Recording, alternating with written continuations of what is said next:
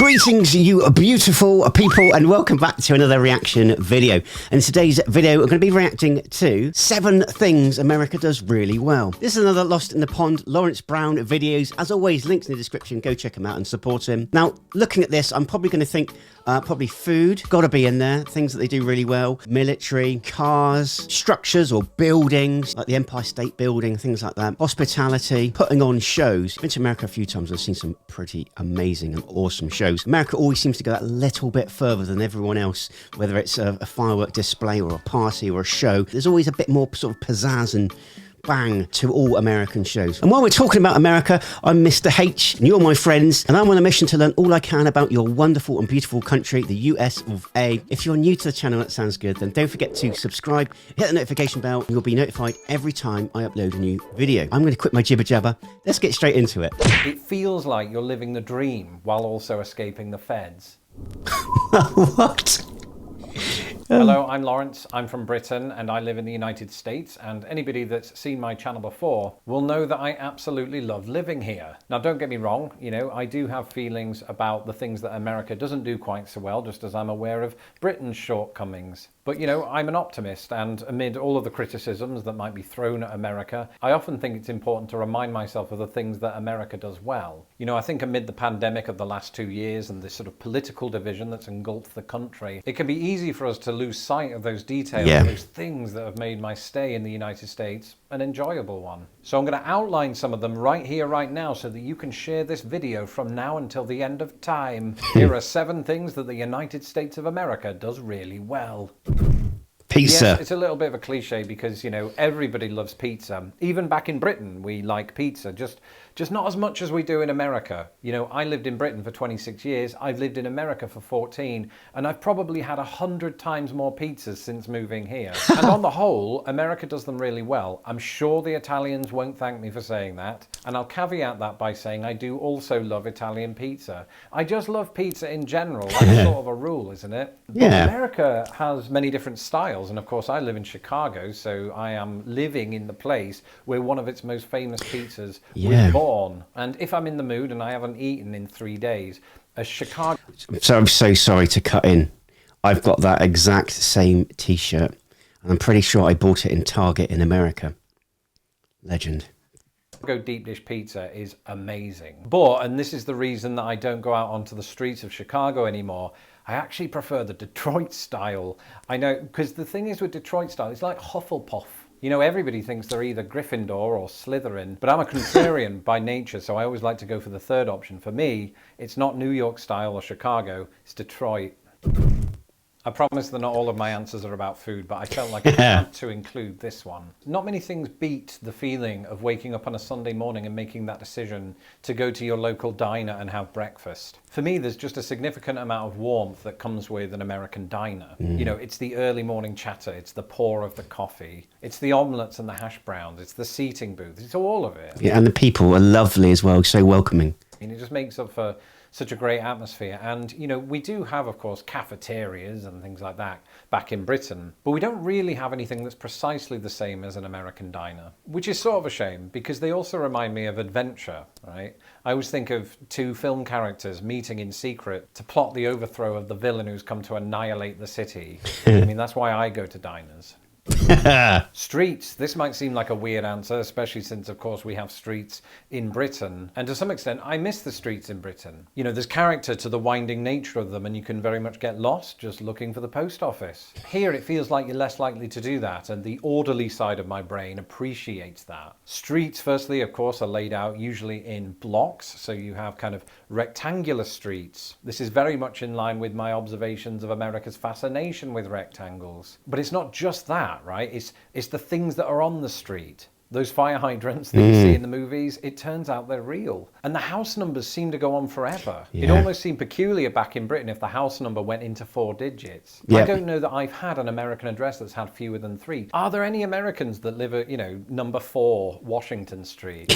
Oh, and streets as well. They're all named after presidents or places in America or types of tree. And I just love that continuity. I love saying things like, I'll meet you on the corner of Maplewood and Jefferson in 5. And there are always people walking their dogs on these streets, and they're usually super polite, and they'll look you in the eye and say, good morning.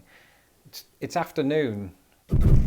I really couldn't have made this list without including entertainment. I mean, obviously that's quite a broad term, but I think in general terms, very few countries do entertainment like the United States. Firstly, I mean, America produces so much entertainment. You could be talking about music, television, film, and in each of those, there's just such a vast array of output. Now, don't get me wrong, some of it's crap. But when they get it right, which historically has been often, you end up with The Wizard of Oz, you end up with Star Wars, you end up with the Marvel franchise, Quantum Leap. I could go on. Quantum Leap, brilliant. Wrestling. Theme parks. I thought about including this under entertainment, but it seems as though theme parks deserve their own entry. That was a pun on entering a theme park. Now, over the years, Britain has had its fair share of theme parks, from Alton Towers to Flamingo Land to the M25, but America just has more of them. And of course, I think everybody knows about Disneyland and Disney World and Universal Studios and all of that. But after moving here, I realised, much to my intense happiness, that theme parks aren't just reserved for Florida and California, but can actually be found in many states. I think the first one I went to was Kings Island, just outside of Cincinnati. And I also went to Holiday World in Santa Claus, Indiana, and yes, that's a real place. And the strange thing is I didn't go on many of the roller coasters because I have this overwhelming feeling that we're going to crash. So you might be thinking, what do you even get out of theme parks? And to me, it's the atmosphere. It's the balloons, it's the movie scores that play throughout the entire place. It's the hot summer days, it's the interns dressed in a Yogi Bear costume. Come to think of it, that must be hell in July. But for the rest of us, it's great to meet Yogi and friends. Yeah, I have to say, the theme parks, my wife and I love them. We're big adrenaline junkies. We love the big, fast, high, tall, amazing roller coasters. Absolutely love it. Absolutely love it. And it's not, I've been to Disney World in Paris, and it doesn't have a scratch on the Florida Disney World. And I know there is more, like Laurence said, there is much more to it than just Disney World and all the different parks. But yeah, for me, yeah, better. Having said that, in Florida, I wouldn't want to be walking around in August, queuing up. So yeah, for me, March, April time, or wait till the end of the season, sort of September, October, when things start cooling down. But it's still really hot.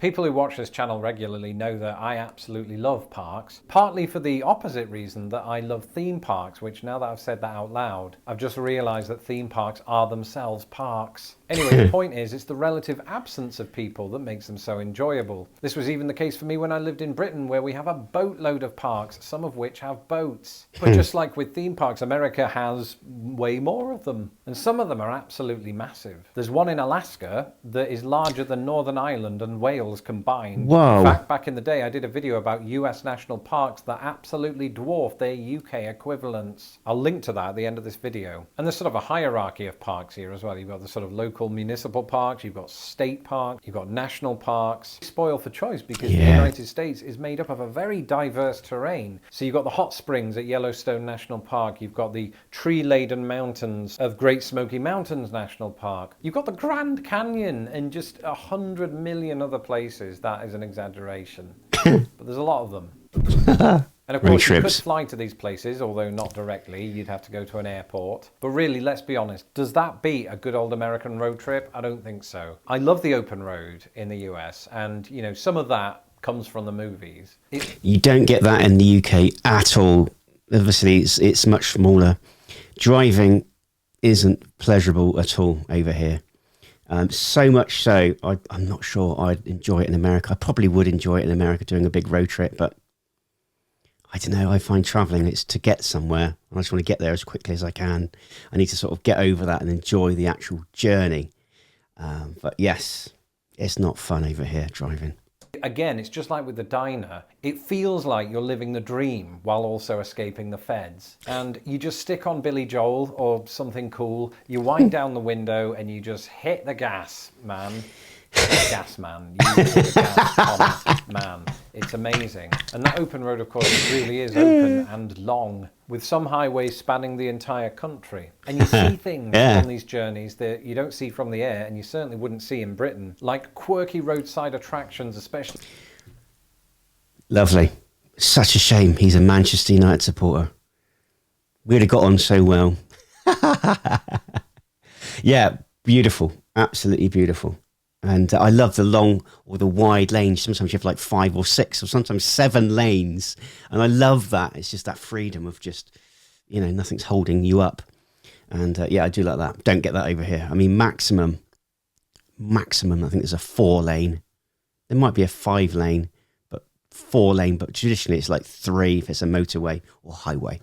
When you're on a historic route or the terrain that I just spoke about. And taking road trips in Britain was never quite the same thing because firstly, the country is nowhere near as big. And secondly, in the UK, you can get to most towns and cities by train, which is equally adventurous. But you can't really do that for the most part in America because there isn't high-speed rail. That's an example of something it doesn't do too well. So I've learned to embrace one of the things that it does, and that's road trips. Wow, yes, another fantastic video by the legend that is Laurence Brown. Absolutely brilliant. Really, really enjoyed this. If there are any other things that you think the American does really, really well, please let me know in the comments below. I'd love to hear from you, or reach out to me on my other social media platforms, Facebook, Instagram, TikTok or Twitter. And again, if you would like to appear as one of our patrons and support the channel even more, we would really, really appreciate it. Check out the link in the pinned comments. Quick shout out to the merch store. Again, links in the comments if you'd like to appear on all my social media platforms. Take a picture of yourself with any of the merch, including mugs, t-shirts, jerseys, etc. And I'll put you on Twitter, Facebook, Instagram and the community tab on YouTube. I think that's enough of my peddling. Guys, from me, Mrs. H, baby Alana H, Fuza the cat, I want to send you all so much love. And all that leaves me to say is take care, God bless. See you on the next video.